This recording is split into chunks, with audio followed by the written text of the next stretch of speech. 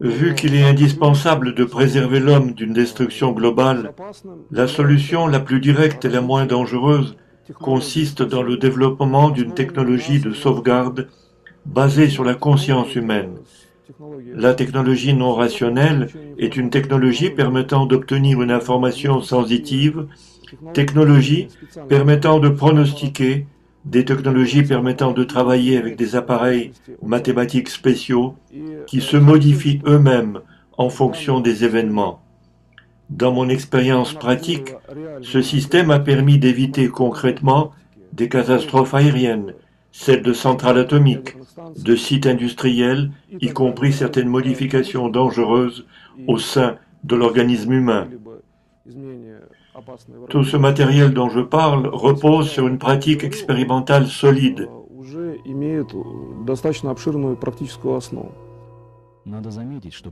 Il faut remarquer qu'au début, personne n'a voulu prendre au sérieux et étudier les phénomènes dont parlait Grigori Grabovoï.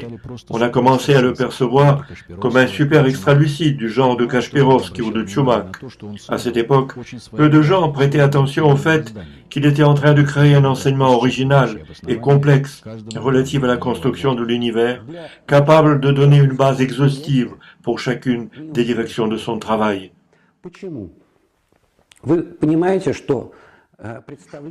Pour notre conception habituelle du monde, ce n'est pas facile à comprendre. Pourquoi? Nos représentations du monde, à partir desquelles nous avons été éduqués, possèdent plutôt un caractère logique. Il y a oui et non, il y a noir et blanc, il y a bien et mal. Ces conceptions reposent sur une règle binaire, double. Grigori Petrovitch, d'après ma représentation, je vais parler uniquement en mon nom, possède une toute autre manière de penser. Lorsque nous écoutons ses conférences ou ses séminaires, il se branche directement, disons, sur l'océan des connaissances, qui sont structurées d'une toute autre manière. Ce sont des connaissances relevant d'un continuum. Ce sont des connaissances construites sur des fonctions continuelles, des représentations globales, des images qui possèdent une toute autre nature, je dirais une toute autre nature physique. Grigori Petrovitch, que peut-il faire? Au pied levé, il formule en phrases distinctes ce courant continu qui lui arrive. Ces formulations verbales ne sont pas toujours faciles à assimiler. Nous voudrions attirer l'attention sur le fait que ces technologies ne sont pas nées par hasard. Et Grabovoï n'est pas le seul à les utiliser. Au cours de ces dernières années, plusieurs centres ont commencé à utiliser des méthodes semblables de rétablissement de la santé. Nous commençons à voir le continuum cellulaire, nous commençons à voir les chromosomes, nous commençons à voir les interactions cellulaires. Et lorsque nous entrons dans tout ce processus en conscience, nous constatons qu'il est en mesure d'être dirigé, que notre conscience n'est pas qu'un simple observateur extérieur au processus, que la conscience est un opérateur capable de modifier le cours des événements. Par exemple, les chromosomes possèdent une construction particulière. Il y a des bent chromosomes, c'est-à-dire les gènes sont comme dans une sorte de cassette. Or, il s'avère que l'on peut sortir cette cassette de ce bend et déplier l'information qu'elle comporte. On peut découvrir de la sorte qu'un organe, par exemple le rein, est absent. On peut alors modifier l'inscription concernant l'absence de l'organe par la conscience, insérer l'information stipulant que l'organe est régénéré et la réintroduire dans le bent. Arkady Petrov et Igor Aliepev ont fondé leurs écoles qui appliquent les technologies proches de celles de Grigori Grabovoï. Pour cela, on ne peut pas attribuer au hasard les cas non isolés de guérison de maladies les plus graves. Il y a quelques années, deux femmes de Nizhny Novgorod se trouvaient entre la vie et la mort. Toutes deux avaient des maladies oncologiques. Au mois de novembre, on m'a confirmé le diagnostic d'une tumeur maligne du rectum. Le diagnostic, un fibrome. Le fibrome a commencé à se développer. On m'a proposé une thérapie hormonale. Après quelques remèdes hormonaux, j'ai malheureusement eu des saignements. Ayant perdu l'espoir d'obtenir une aide réelle dans les établissements médicaux officiels, toutes deux se sont adressées au centre de Arkady Petrov. Ici, on les a dirigées vers un travail sur la conscience. Et c'est précisément à partir de là que leur guérison a commencé. On travaillait avec les sphères, on introduisait une information particulière. On la plaçait mentalement sur l'organe malade et on se représentait cet organe dans la sphère que nous éclairions d'une lumière blanc argentée de notre âme. J'ai compris qu'il fallait que je change. Si le problème était en moi, c'était à moi de changer. Lorsque j'en ai pris conscience, j'ai commencé à changer, en fonction des situations, du quotidien et de diverses situations. Et je dois dire que l'univers est allé à ma rencontre. Je me suis ouverte à lui et lui à moi. On m'a donné le résultat, il était complètement positif. Cela signifie que tous les processus malins dans mon organisme avaient été annulés. Dans la pratique de Grabovoi et de Petrov, de tels cas sont suffisamment nombreux. Les raisons de ces résultats sensationnels, non encore assimilés par l'opinion publique, proviennent d'un rapport nouveau à l'homme. La clé de la réussite réside dans le travail spirituel. Je pense que tout le monde est capable. Il faut tabler sur le salut de tous, c'est-à-dire sur le développement harmonieux de la société. Les personnes recevant ces connaissances vont de ce fait effectuer le même travail que celui pensé par le Créateur. Pas concrètement le même, mais semblable.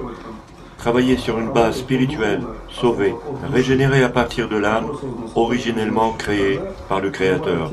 Alors n'importe quelle technique, n'importe quel développement technique ne présentera pas de danger pour l'univers, parce que l'homme dirigera la technique à distance.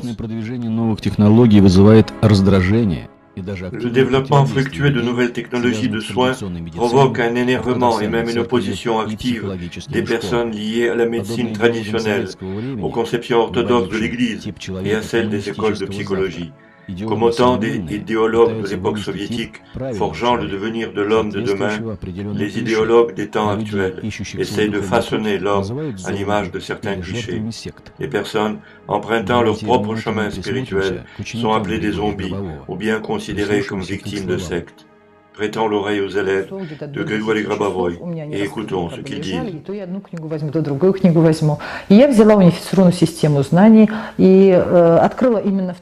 En mars de l'année 2003, il était 10 heures du soir. J'avais quelques livres ouverts devant moi. Je prenais un livre, tantôt un autre.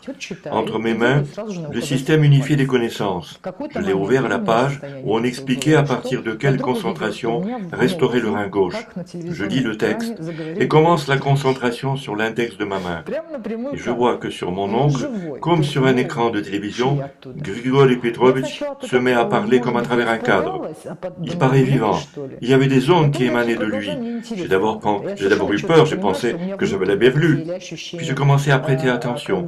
Je comprenais de manière très nette qu'à l'intérieur de moi, dans mon corps, il y avait la sensation non pas de ralentissement, mais précisément d'une concentration très intense. Je ressentais mon corps, mais en même temps, c'était moi, comme si je ne m'y trouvais pas. J'avais l'impression que tout l'univers était en moi. Je voyais toute la terre. Et cette impression était très familière. Comme on dit que j'étais en état de grâce. Voilà l'impression.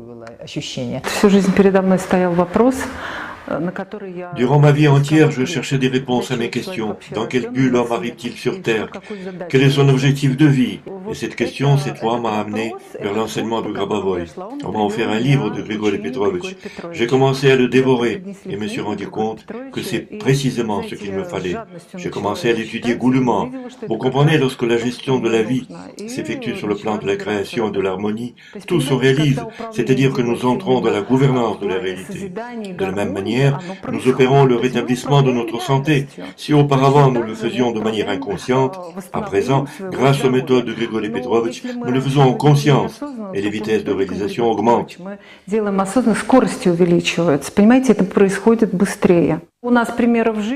Nous avons des exemples. Un homme est malade depuis plus de 20 ans et ne peut plus se lever.